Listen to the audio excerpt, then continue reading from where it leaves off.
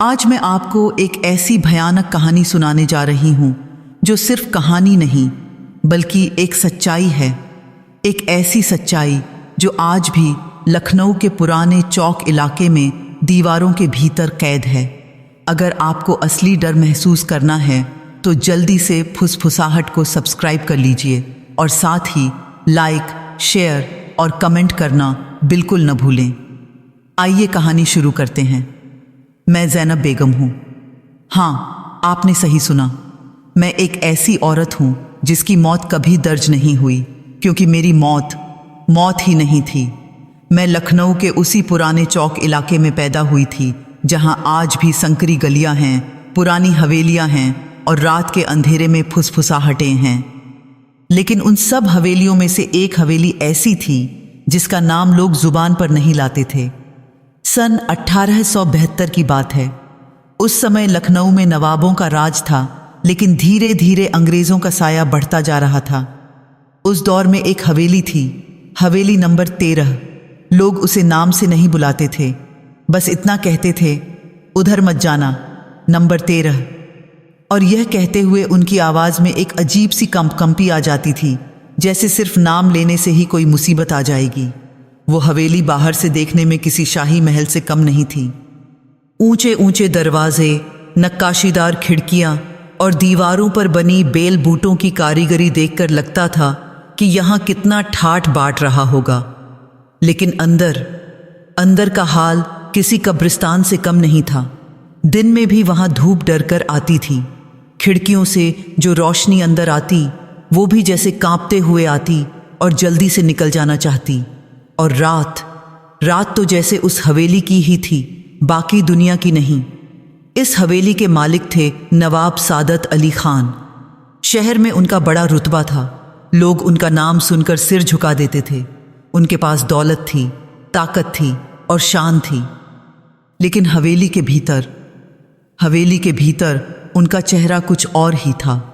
एक ऐसा चेहरा जो दिन में मुस्कुराता था और रात में किसी की चीखें सुनकर भी पत्थर की तरह ठंडा रहता था। मैंने पहली बार उस हवेली में कदम रखा था, दुल्हन बनकर। उस दिन मुझे याद है जैसे कल की बात हो। लाल जोड़े में सोने के गहनों से लदी, मेरे हाथों में मेहंदी थी और माथे पर बिंदी। मेरी माँ ने रोते हुए मुझे विदा किया था और मैंने सोचा था कि वो खुशी के आंसू हैं, लेकिन आज मुझे पता है कि वो डर के आंसू थे। वो जानती थी कि मैं किस जगह जा रही हूँ। उसने मेरे कान में फुसफुसाते हुए कहा था, ज़ैनब, वहाँ ज़्यादा मत बोलना, चुप रहना बेटी। उस वक्त मुझे समझ नहीं आया था कि वो क्या कह रही हैं, लेकिन जब मैं हवेली के अंदर दाखिल हुई तो मुझे एहसास हुआ कि इस जगह में कुछ तो बहुत गड़बड़ है। हवेली के मुख्य दरवाजे से अंदर घुसते ही एक अजीब सी ठंडक महसूस हुई, जैसे किसी ने बर्फ़ का टुकड़ा मेरी रीढ़ की हड्डी पर रख दिया हो। दीवारें ऊंची थीं, छत और भी ऊंची, और बीच में लटकते हुए पुराने झाड़ थे जिनकी मोमबत्तियां बुझी हुई थीं। मुझे एक बड़े से कमरे में ले जाया गया। वहाँ 10 और औरतें बैठी थीं, सबकी सब चुप, बिल्कुल पत्थर की मूरतों की तरह। किसी ने मेरी तरफ देखा तक नहीं। जब मैंने सलाम किया तो एक बुजुर्ग बेगम ने सिर्फ इशारे से मुझे बैठने को कहा। मैं वहीं बैठ गई, लेकिन मेरे मन में सवालों का तूफान उठ रहा था। ये औरतें इतनी खामोश क्यों हैं? क्यों किसी की आंखों में कोई चमक नहीं है? शाम को जब नवाब साहब आए तो सब बेगमों ने झुककर सलाम किया। मैंने भी किया, लेकिन जब मैंने उनकी आंखों में देखा तो मुझे लगा कि ये आंखें किसी इंसान की नहीं हैं। इतनी ठंडी, इतनी खाली, जैसे इनमें कोई रूह ही ना हो। उन्होंने मुझे सिर्फ एक बार देखा, फिर बाकी बेगमों की तरफ मुड़ गए और कहा, इसे समझा देना कि यहाँ के कायदे क्या हैं। उस रात मुझे पता चला कि हवेली के कायदे क्या हैं।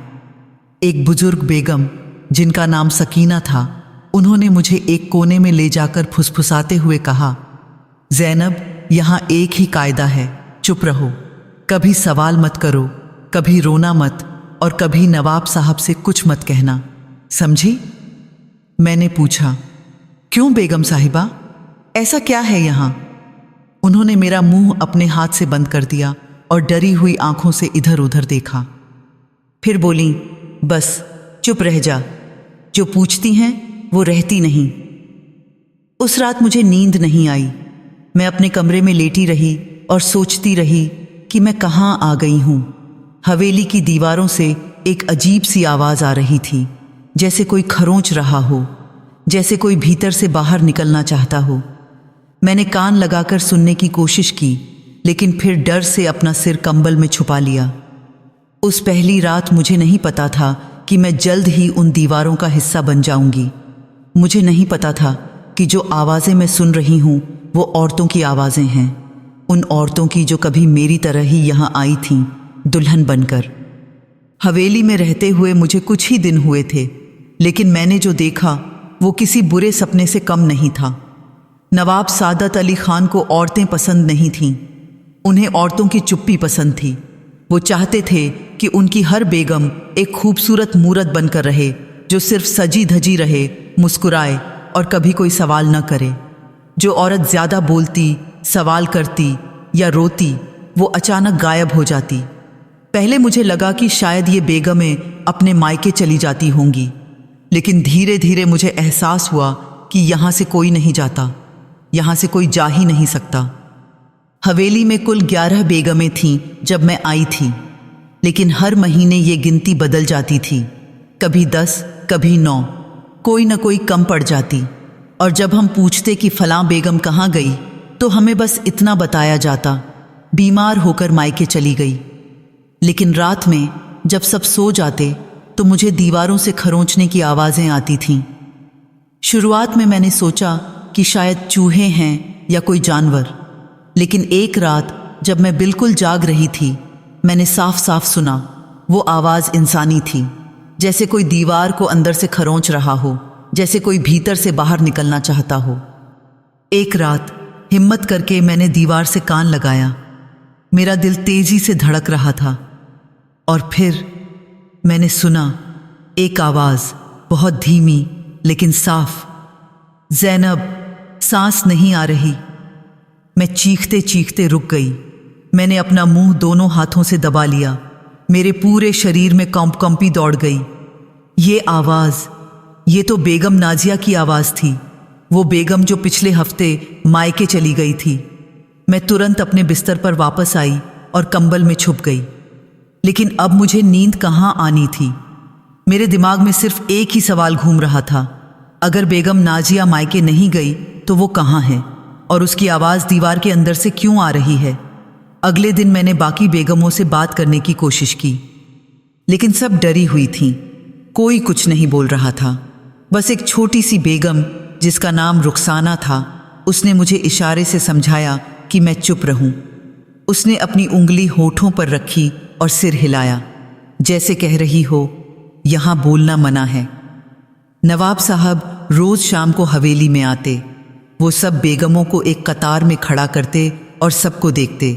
जिसकी तरफ वो ज़्यादा देर देखते, उस बेगम का चेहरा पीला पड़ जाता। एक दिन उनकी नज़र एक बेगम पर पड़ी जो हल्का सा रो रही थी। उन्होंने पूछा, क्यों रो रही हो? वो बेगम कांपने लगी और बोली, कुछ नहीं हुजूर, बस।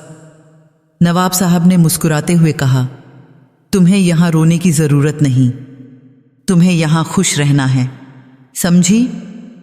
वो बेगम सिर हिलाकर चुप हो गई। लेकिन उस रात वो बेगम गायब हो गई। अगली सुबह जब मैंने पूछा कि वो कहाँ है, तो मुझे वही जवाब मिला, बीमार होकर मायके चली गई। अब मुझे पूरा यकीन हो गया था कि यहाँ कुछ बहुत गलत हो रहा है, लेकिन मैं कर क्या सकती थी? मैं भी तो एक बेगम थी, एक कैदी। यहाँ से भागने का कोई रास्ता नहीं था। हवेली के दरवाजे रात को बंद कर दिए जाते थे। हर जगह नवाब के नौकर तैनात रहते थे। और सबसे बड़ी बात, अगर मैं भागने की कोशिश करती और पकड़ी जाती तो मेरा क्या हाल होता? दिन गुजरते गए, मैं चुप रहने लगी। नवाब साहब के सामने सिर झुकाकर खड़ी रहती। कभी कोई सवाल नहीं किया, लेकिन रात में जब सब सो जाते तो मैं उन दीवारों को सुनती रहती, और हर रात वो आवाज़ें ज़्यादा साफ होती जाती थीं। ज़ैनब, हम यहाँ हैं। ज़ैनब, बचाओ। ज़ैनब, दीवारों में। एक रात मैं और नहीं रह सकी। मैंने हिम्मत करके एक बूढ़ी दासी रुकैया से बात की। वो हवेली में बरसों से काम कर रही थी। मैंने उससे पूछा, रुकैया, ये दीवारों से जो आवाज़ें आती हैं, ये क्या हैं? रुकैया ने डरे हुए लहजे में कहा, बेगम साहिबा, ये सब मत पूछिए। आपकी भलाई इसी में है कि आप चुप रहें। लेकिन मैंने हार नहीं मानी। मैंने कहा, रुकैया, मुझे सच जानना है, प्लीज़। रुकैया ने इधर उधर देखा, फिर कांपते हुए हाथों से मुझे एक कोने में ले गई। उसने फुसफुसाते हुए कहा, बेगम साहिबा, जो बेगमें यहाँ से गायब होती हैं वो मायके नहीं जाती, वो दीवारों में चली जाती हैं। मेरे रोंगटे खड़े हो गए। मैंने पूछा, दीवारों में मतलब? रुकैया ने मेरी आंखों में देखा और कहा, अगर आप सच जानना चाहती हैं तो आज रात मेरे साथ आइए, मैं आपको दिखाती हूँ। उस रात मुझे नींद कहाँ आनी थी। मैं बस इंतज़ार कर रही थी कि कब आधी रात हो और रुकैया मुझे ले जाए। और जब वो वक्त आया तो मुझे एहसास हुआ कि मैं जो देखने जा रही हूँ वो शायद मेरी ज़िंदगी की सबसे भयानक चीज़ होगी। आधी रात का वक्त था। हवेली में सन्नाटा पसरा हुआ था, वो सन्नाटा जो किसी कब्रिस्तान में होता है। रुकैया मेरे कमरे में आई। उसके हाथ में एक छोटी सी मोमबत्ती थी जिसकी रोशनी में उसका चेहरा और भी डरावना लग रहा था। उसने इशारा किया कि मैं चुपचाप उसके पीछे आऊं। हम दोनों धीरे धीरे सीढ़ियों से नीचे उतरने लगे। ये सीढ़ियां तहखाने की तरफ जाती थीं। मैं पहले कभी यहाँ नहीं आई थी। दरअसल हवेली के इस हिस्से में किसी को जाने की इजाज़त नहीं थी, लेकिन रुकैया को रास्ता पता था। वो बरसों से यहाँ काम कर रही थी और शायद बहुत कुछ देख चुकी थी जो बाकी लोगों ने नहीं देखा था। जैसे जैसे हम नीचे उतरते गए, हवा ठंडी होती गई।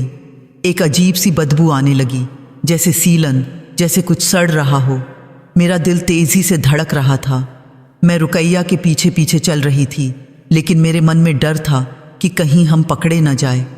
आखिरकार हम तहखाने में पहुँचे। वहाँ अंधेरा था, सिर्फ रुकैया की मोमबत्ती की हल्की सी रोशनी थी। लेकिन जब उसने मोमबत्ती ऊपर उठाई तो मैंने जो देखा उससे मेरी सांसें रुक गईं।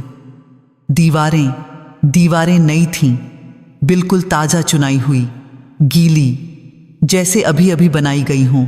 लेकिन जो चीज़ सबसे ज़्यादा डरावनी थी वो थे दीवारों पर के निशान, खरोंचने के निशान, जैसे किसी ने नाखूनों से दीवार को खरोंचा हो। और कुछ जगह खून के धब्बे थे। रुकैया ने कांपते हुए कहा, बेगम साहिबा, नवाब साहब उन्हें मारते नहीं, वो उन्हें जिंदा दीवार में चुनवाते हैं। मेरे पैरों तले ज़मीन खिसक गई। मैंने रुकैया की तरफ देखा, उम्मीद करते हुए कि वो मजाक कर रही होगी, लेकिन उसकी आंखों में आंसू थे। वो सच बोल रही थी। मैंने फुसफुसाते हुए पूछा, ये कैसे हो सकता है? रुकैया ने जवाब दिया, जो बेगम नवाब साहब को नापसंद हो जाती है, जो ज़्यादा बोलती है, रोती है या सवाल करती है, उसे रात में यहाँ ले आया जाता है। फिर राजमिस्त्री आते हैं, वो बेगम को खड़ा कर देते हैं और उसके चारों तरफ दीवार बनानी शुरू कर देते हैं, धीरे धीरे, ईंट दर ईंट। और वो बेगम चीखती रहती है, रोती रहती है, गिड़गिड़ाती रहती है, लेकिन कोई नहीं आता। और जब आखिरी ईंट लग जाती है तो फिर बस दीवार रह जाती है। मैं सुन नहीं पा रही थी, मेरा सिर घूम रहा था। मुझे लगा कि मैं गिर जाऊंगी। मैंने दीवार का सहारा लिया और उसी पल मुझे महसूस हुआ, दीवार के अंदर से धड़कन थी, इंसानी धड़कन। मैंने तुरंत अपना हाथ हटा लिया। मेरी आंखें फटी की फटी रह गईं। मैंने फिर से हाथ रखा। हाँ, वो धड़कन थी, कोई अंदर था, कोई जिंदा था। मैंने दीवार पर कान लगाया और फिर सुना, बचाओ प्लीज, सांस नहीं आ रही। ये बेगम नाजिया की आवाज़ थी।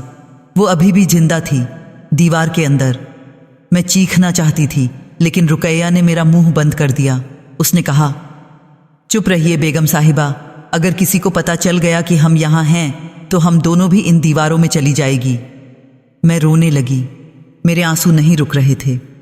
मैं बेगम नाजिया को बचाना चाहती थी, लेकिन मैं कर क्या सकती थी? अगर मैं दीवार तोड़ने की कोशिश करती तो नवाब साहब को पता चल जाता, और फिर मैं भी वहीं होती। रुकैया ने मुझे वापस ऊपर ले जाने के लिए खींचा। हम दोनों तेजी से सीढ़ियां चढ़ने लगे, लेकिन तहखाने से आती हुई वो आवाज़ें मेरे कानों में गूंजती रहीं। बचाओ प्लीज़, सांस नहीं आ रही, कोई है? जब हम वापस मेरे कमरे में पहुंचे तो रुकैया ने कहा, बेगम साहिबा, अब आप जान गई हैं सच, लेकिन याद रखिएगा, यहाँ चुप रहना ही जिंदा रहने का एक रास्ता है। अगर आपने किसी से कुछ कहा तो आप भी उन दीवारों में चली जाएगी। उस रात मैं सो नहीं सकी।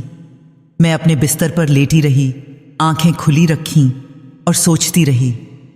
मेरे दिमाग में सिर्फ एक ही बात घूम रही थी, मुझे यहाँ से भागना होगा। या तो मैं भागूंगी या मैं भी उन दीवारों का हिस्सा बन जाऊंगी। अगले कुछ दिन मैंने बहुत सोच समझकर काम किया। मैं बिल्कुल चुप रहती, नवाब साहब के सामने सिर झुकाए रहती और कभी कोई सवाल नहीं करती, लेकिन मैं गुपचुप हवेली के हर कोने को देख रही थी। मुझे कोई रास्ता चाहिए था, कोई ऐसा रास्ता जिससे मैं यहाँ से निकल सकूं। लेकिन हवेली एक किले की तरह थी, हर दरवाजे पर पहरेदार, हर खिड़की पर सलाखें, और सबसे बड़ी बात, अगर मैं भागने की कोशिश करती और पकड़ी जाती तो मेरा अंजाम क्या होता, ये मैं जानती थी। एक दिन नवाब साहब ने मुझे अपने कमरे में बुलाया। मेरा दिल तेजी से धड़कने लगा।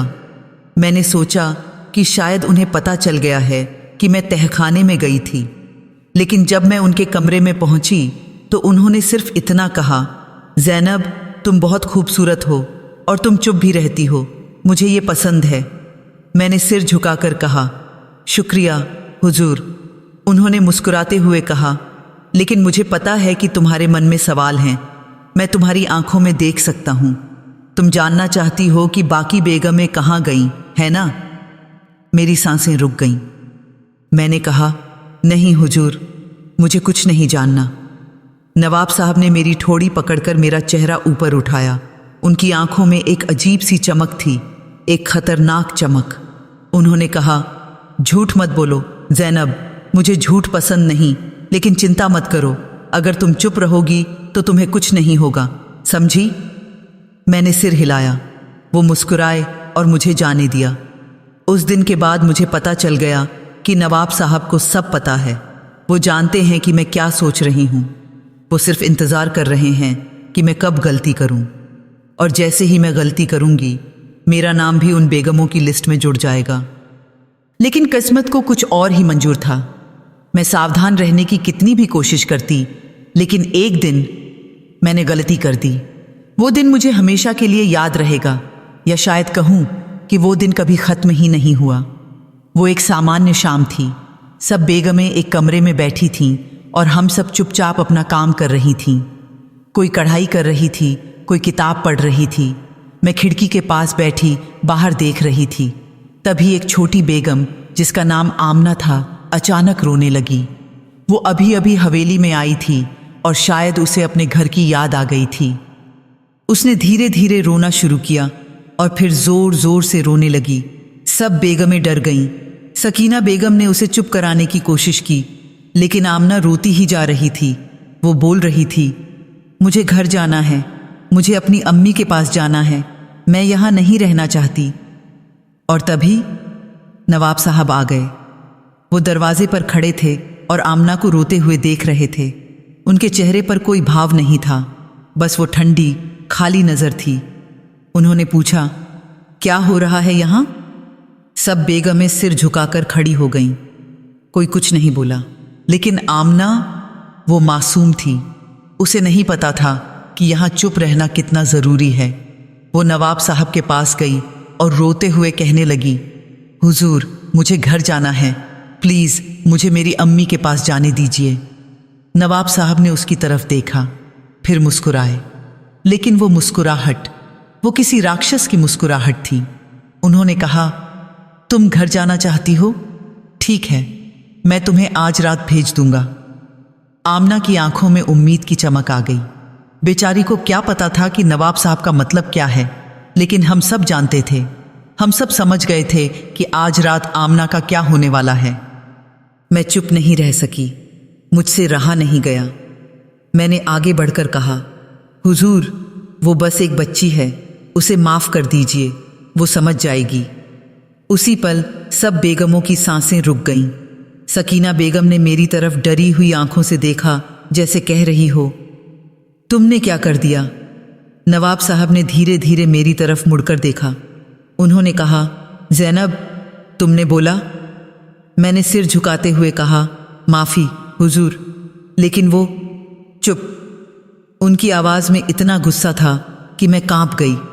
उन्होंने कहा, तुम्हारी आवाज़ बहुत तेज़ है ज़ैनब, मुझे तेज़ आवाज़ें पसंद नहीं। मैं समझ गई कि मैंने गलती कर दी है, बहुत बड़ी गलती। नवाब साहब ने इशारा किया और 2 नौकर आकर मेरी बाहें पकड़ लीं। मैंने कहा, हुजूर, प्लीज़ मुझे माफ़ कर दीजिए, लेकिन उन्होंने सुना तक नहीं। उन्होंने कहा, ले जाओ इसे और उस छोटी को भी। आमना चीखने लगी। मैं भी चीखना चाहती थी, लेकिन मेरे गले से आवाज़ नहीं निकल रही थी। हमें घसीटते हुए नीचे ले जाया गया, उसी तहखाने में जहां मैं कुछ दिन पहले गई थी। वहां पहले से ही राजमिस्त्री इंतज़ार कर रहे थे। ईंटें रखी हुई थीं, सीमेंट तैयार था। मैंने देखा कि दीवार का एक हिस्सा खाली छोड़ा हुआ था, जैसे किसी के लिए जगह बनाई गई हो। नवाब साहब आए। उन्होंने मुझे देखा और मुस्कुराते हुए कहा, ज़ैनब, मैंने तुमसे कहा था ना कि चुप रहो, लेकिन तुमने सुना नहीं। अब देखो, तुम्हारी आवाज़ हमेशा के लिए चुप हो जाएगी। मैं गिड़गिड़ाने लगी। मैंने कहा, हुजूर, प्लीज़ मुझे माफ़ कर दीजिए, मैं फिर कभी नहीं बोलूँगी, प्लीज़। लेकिन वो बस मुस्कुराते रहे। उन्होंने इशारा किया और राजमिस्त्रियों ने काम शुरू कर दिया। मुझे दीवार के सामने खड़ा कर दिया गया, मेरे हाथ बांध दिए गए और फिर ईंटें रखी जाने लगीं, एक एक करके, धीरे धीरे।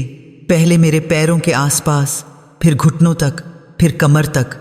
मैं चीखती रही, रोती रही, गिड़गिड़ाती रही। मैंने नवाब साहब से भीख मांगी, मैंने राजमिस्त्रियों से भीख मांगी, लेकिन किसी ने नहीं सुना। वो बस अपना काम करते रहे। जब ईंटें मेरे सीने तक आ गईं, तो मुझे सांस लेना मुश्किल होने लगा। मैं और ज़ोर से चीखी। मैंने कहा, प्लीज़ मुझे जाने दो, मैं मर जाऊंगी। नवाब साहब ने कहा, हाँ ज़ैनब, तुम मर जाओगी, लेकिन तुम्हारी मौत दर्ज नहीं होगी, तुम बस गायब हो जाओगी। और फिर ईंटें मेरे गले तक आ गईं। मैं अब सिर्फ अपना चेहरा हिला सकती थी। मेरी आंखों से आंसू बह रहे थे। मैं देख सकती थी कि आखिरी ईंट रखी जा रही है। और जब वो आखिरी ईंट लगी, तब अंधेरा हो गया, बिल्कुल अंधेरा। मैं सांस नहीं ले पा रही थी, मेरा सीना फटने लगा। मैं चीखना चाहती थी, लेकिन कोई सुन नहीं सकता था। मैं दीवार को धक्का देना चाहती थी, लेकिन मेरे हाथ बंधे हुए थे। मैं मर रही थी, धीरे धीरे, तड़प तड़प कर। लेकिन फिर कुछ अजीब हुआ। मेरी सांसें रुक गईं, मेरा दिल धड़कना बंद हो गया, लेकिन मेरी चेतना खत्म नहीं हुई। मैं अब भी महसूस कर सकती थी, मैं अब भी सोच सकती थी, मैं अब भी जिंदा थी। नहीं, जिंदा नहीं। मैं न जिंदा थी न मुर्दा। मैं दीवार में कैद थी, हमेशा के लिए, और मैं अकेली नहीं थी। मुझे और आवाज़ें सुनाई दे रही थीं, बाकी बेगमों की आवाज़ें, वो भी यहीं थीं, दीवारों में।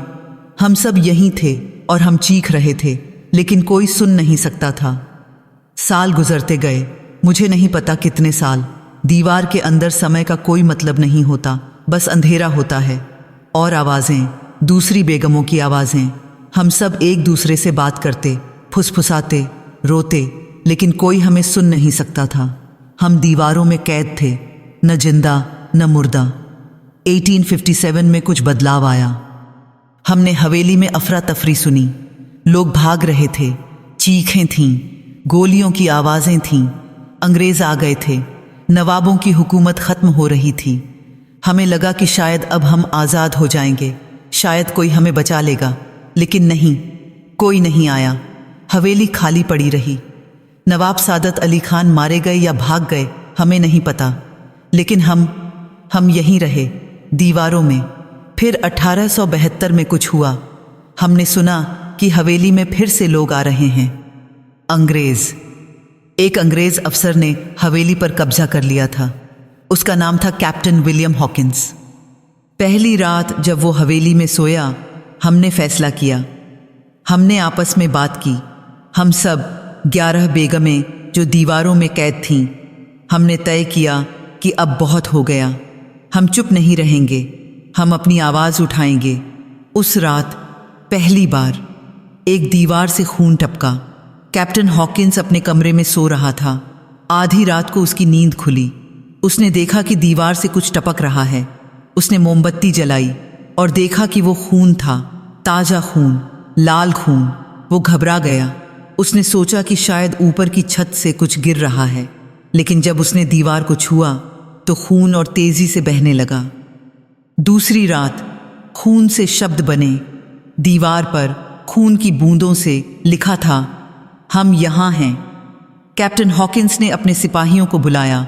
उन्होंने दीवार को धोया, लेकिन अगली रात फिर वही शब्द लिखे थे। तीसरी रात मैं दीवार से बाहर निकली।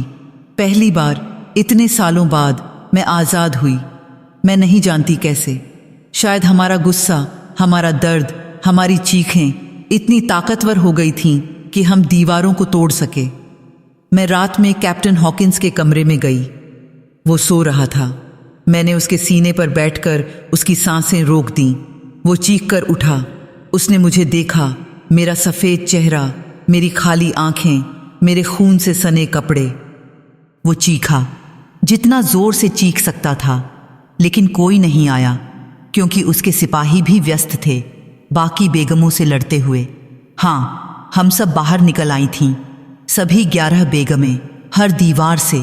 हम हवेली की हर जगह थीं, हर कोने में, हर कमरे में। अंग्रेज सिपाही भागने लगे, लेकिन हमने दरवाजे बंद कर दिए थे। कोई नहीं भाग सकता था। एक एक करके वो सब पागल होने लगे। किसी ने अपनी ही आंखें निकाल लीं, किसी ने दीवार से सिर फोड़ लिया, किसी की जीभ बाहर लटक गई जैसे किसी ने उसका गला घोंट दिया हो। हमने बदला लिया। उस नवाब से तो नहीं जिसने हमें ये हाल दिया था, लेकिन हमने बदला लिया।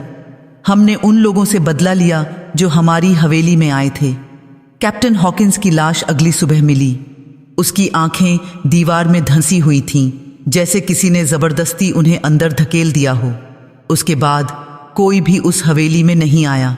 सालों बीत गए, दशकों बीत गए, लेकिन हम अब भी यहीं हैं। हवेली नंबर 13 आज भी लखनऊ के पुराने चौक इलाके में खड़ी है।